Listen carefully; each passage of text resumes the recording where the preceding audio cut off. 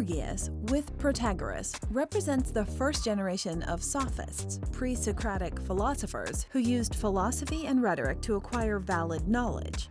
Gorgias was born about 483 BC in Leontini, an eastern Sicilian colony allied with Athens. Gorgias had an uncle who was renowned as a physician and with whom he sometimes traveled. He likely studied under Empedocles of Acragas, circa 490 to circa 430 BC, and perhaps also under the rhetoricians Corax of Syracuse and Tisius. Gorgias may have been active in politics. It is known that in 427 BC he was sent to Athens to seek Athenian protection against Syracusan aggression, and after this year he settled in mainland Greece, living in Athens, Larissa, and perhaps elsewhere as well. He made his living primarily as a teacher of rhetoric. Aristotle reporting that his most illustrious student was the rhetorician Isocrates. Gorgias was a stylist influence on the rhetoric of the historian Thucydides, the playwright Agathon, and the physician Hippocrates.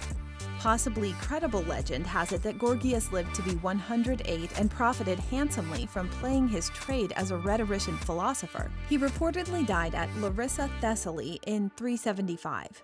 The philosophy of Gorgias is not extensively understood, largely because most of his writings have been lost. What survives was heavily edited and redacted by copyists who lived long after him.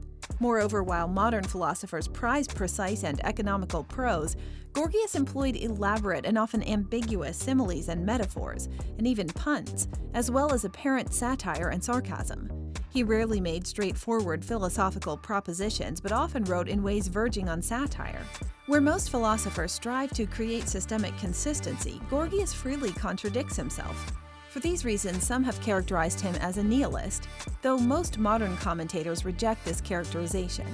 The most important philosophical work of Gorgias, On the Non-Existent, appropriately enough, no longer exists.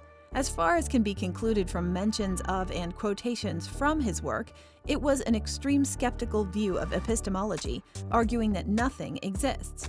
But even if something did exist, nothing can be known about it. And even if something can be known about it, knowledge about it cannot be communicated. But even if it can be, it cannot be understood. True objectivity, Gorgias seems to have argued, is impossible because the mind cannot be separated from the human being who possesses it. In the 19th century, Georg Wilhelm Friedrich Hegel attempted to revive interest in and respect for the Sophists, including Gorgias.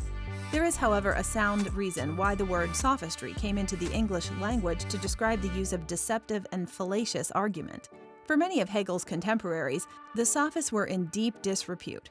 Far more recently, however, post-structuralist philosophers have been revisiting Gorgias and have found value in his extreme brand of skepticism when it comes to examining the value of language and its tenuous relation to truth. Are you a philosophy student or just have a general interest in philosophy? Since ancient times, brilliant philosophical teachings and dialogues taught by great luminous minds have deeply elevated the way we think and live. The Complete Philosophy Primer is a comprehensive, organized, easy-to-read, and all-encompassing guide specifically written for students in their first college-level philosophy course, as well as anyone with an interest in philosophy. With this jam-packed philosophical guide, you will optimize your knowledge in philosophy, logic, ethics, its history, and branches. Learn philosophical concepts, term definitions, and biographies. Find lists of essential books, films, blogs, websites, and other resources.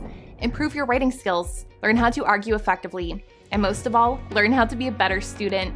Order your copy today to philosophize your mind and illuminate your wisdom.